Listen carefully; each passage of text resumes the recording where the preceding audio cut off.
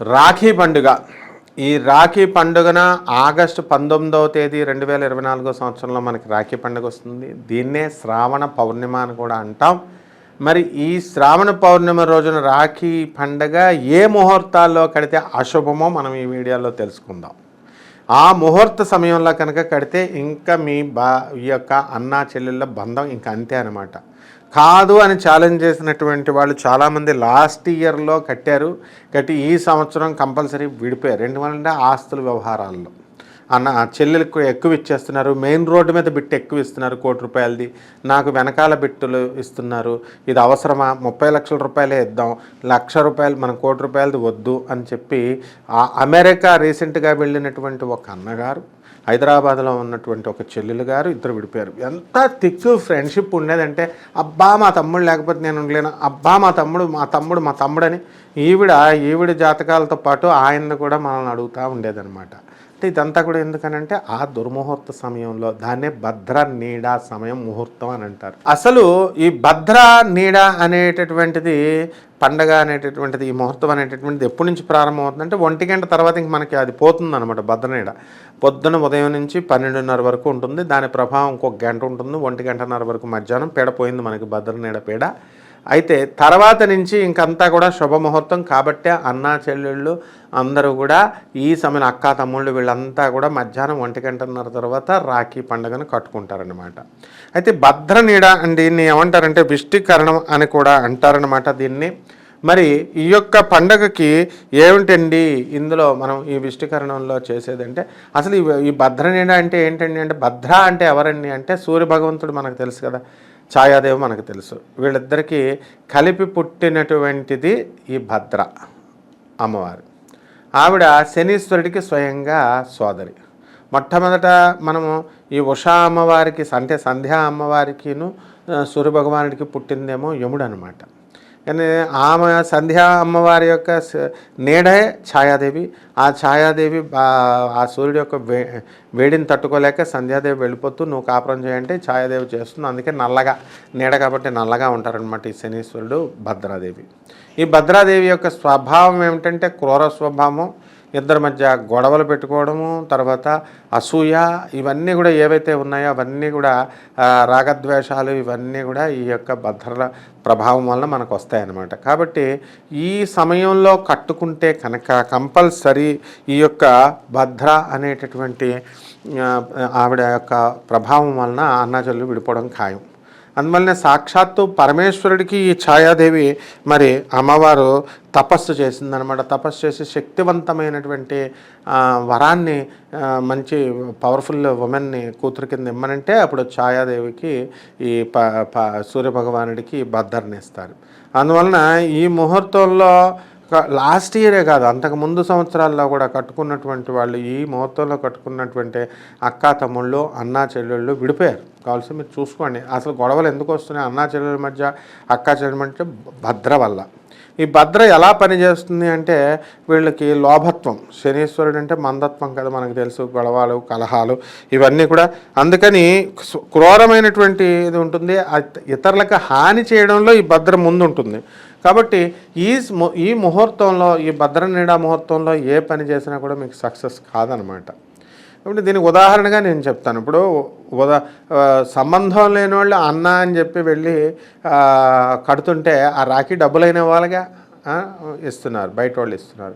కానీ సొంత అన్నలు, సొంత చెల్లెలు నేను చూస్తున్నాను మనవాళ్ళే కదా అని చెప్పేసి వీళ్ళు ఏం చేస్తున్నారంటే ₹100 కూడా ఇవ్వడం లేదు. అది వాళ్ళు తర్వాత వాళ్ళ వెనక చెప్పుకుంటున్నారనమాట. మీరు అనుకోరు అక్క చెల్లెళ్ళు మరి ఇవ్వడం లేదని చెప్పేసి. వాళ్ళు మా తమ్ముడు ₹100 కూడా ఇవ్వడానికి చచ్చిపోతాడండి అని చెప్పుకున్నటువంటి అక్క తమ్ముళ్ళు మేము చూసాం, అక్కల్ని చెల్లెళ్ళని. కాబట్టి చక్కగా మీరు ఒక సాఫ్ట్వేర్ ఇంజనీర్లుగా పిల్లలు కొన్నాం గేటెడ్ కమ్యూనిటీలో అంటారుగా, మరి వీళ్ళు కూడా పిసినార్తనంగా ఏదో ₹100 పెట్టి రాఖీ ఇచ్చేస్తే మనం ఒక 500 ఇస్తారులే అన్న ధోరణిలో కాకుండా ప్రేమతో ఇవ్వండి.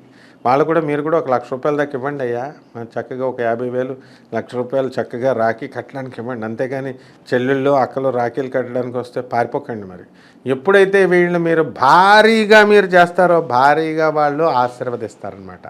అందువల్ల ఇక్కడ ఛాయాదేవి కుమార్తెకి ఉన్నటువంటి లక్షణం ఏంటంటే ఎవరైతే చెల్లెల్ని రెస్పెక్ట్ చేస్తారో, ఎవరికైతే చెల్లెళ్ళకి అక్కలకి బాగా ఇస్తారో పేదవాళ్ళకి బాగా ఇచ్చుకుంటారు, అందులో డౌట్ లేదు. ఎప్పుడు కూడా పేదవాళ్ళని ఆక్షేపించకూడదు, ఉన్నంతలో చక్కగా ఇచ్చుకుంటారు. ఈ ధనవంతులే కొంచెం ఎక్కువ మైజర్స్ అయిపోతారనమాట, డబ్బులు ఎక్కువ రావడం వల్ల.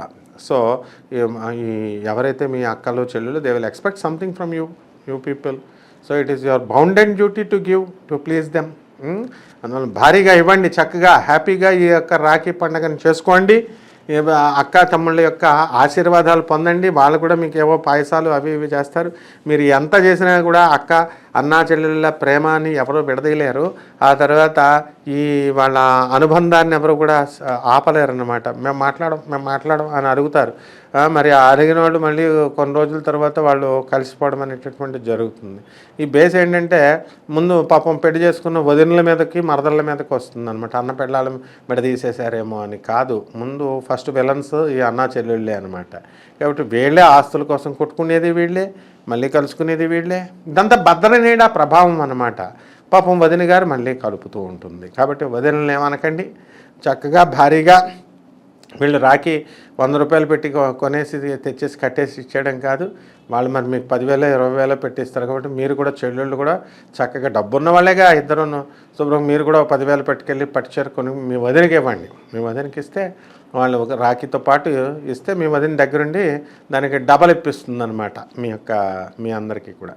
అంటే ఈ భద్రనీడ యొక్క క్రూరత్వానికి గురి కావద్దు.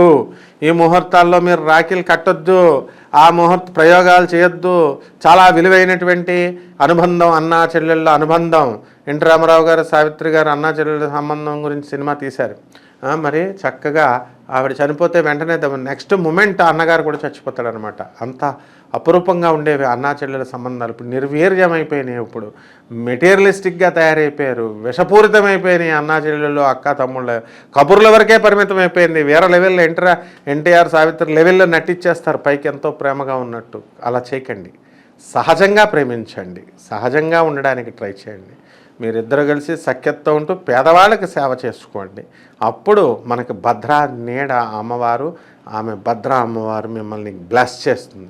లేకపోతే కాసుకొని కూర్చుంటుంది భద్రా అమ్మవారు. శనీశ్వరుడు సోదరు ఆమె. శనీశ్వరుడు వస్తుంటే మొత్తం దేవతలందరూ పరార్. వాడు ఎవడైనా సరే, విష్ణుమూర్తి అయినా శివుడైనా ఎవడైనా సరే, శనీశ్వరుడు పవర్ అది. మరి ఆయన పవర్ఫుల్ చెల్లెలే ఉంటుంది కదా పవర్ఫుల్ పర్సన్కి, నీడ భద్రాదేవి. మరి విచిత్రం ఏమిటంటే ఇక్కడ మొత్తం ప్రపంచాన్ని వణికిచ్చేటటువంటి భద్ర మరి శనీశ్వరుడి దగ్గరికి వచ్చేసరికి రాఖీ కడుతుంది. శనీశ్వరుడు బ్రహ్మాండంగా బ్లెస్ చేస్తాడు ప్రతిసారి కూడా. కాబట్టి వాళ్ళ అన్నా చెల్లెళ్ళు చాలా ఆప్యాయంగా ఉంటారు వాళ్ళు. ఆమె జోలికి వచ్చాడు కాబట్టే చంద్రుణ్ణి క్షయవ్యాధి వచ్చేలాగా చేసేస్తాడు శనీశ్వరుడు. పట్టుకుంటాడు అనమాట, పట్టుకుని టోటల్ వాడిని. అందుకనే అప్పటి నుంచే శని చంద్రులు ఇద్దరూ శత్రువులు అయ్యారు జ్యోతిషరీత్యా. ఎందుకనంటే ఆమె నీళ్ళల్లో దాక్కున్నటువంటి ఆమెను కూడా ఆ నీళ్లు కరిగించేసి ఆ యొక్క చంద్రుడు ఐడెంటిఫై చేసి భద్రని వెంటాడుతాడు కామంతో. అది ఆ శనీశ్వరుడు ఎంత పవర్ఫుల్ వ్యక్తి అంటే, పవర్ఫుల్ దేవుడు అంటే అతని యొక్క ఆటలను సాగనివ్వలేదు చంద్రుడిని. ఆ రోజు నుంచి ఈ చంద్రుడి పైన ఎప్పటికప్పుడు ఛాన్స్ దొరికినప్పుడల్లా బెల్ట్ తీసి ఉతుకుతూ ఉంటాడు శనీశ్వరుడు చంద్రుడిని. కాబట్టి శనికి చంద్రుడికి అందుకు అప్పటి నుంచే పడదనమాట ఈ భద్ర గొడవ వల్లే. కాబట్టి మీరు కూడా మీ అక్క పిసనార్ధనం కనుక చేసినట్లయితే, మీరిద్దరూ ఒకళ్ళకొకళ్ళు పిసనారు చేసుకున్నట్లయితే భద్ర యొక్క కోరల్లోకి వెళ్ళిపోతారు. తస్మాత్ జాగ్రత్త.